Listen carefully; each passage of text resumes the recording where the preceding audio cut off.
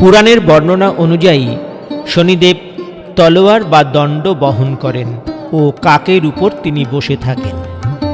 শনি দীর্ঘায়ু, শৃঙ্খলা, সীমাবদ্ধতা, দায়িত্ববান, উচ্চাকাঙ্ক্ষা, নেতৃত্ব, কর্তৃত্ব, নম্রতা, সততা ও অভিজ্ঞতার জন্মগত জ্ঞানের নিয়ামক।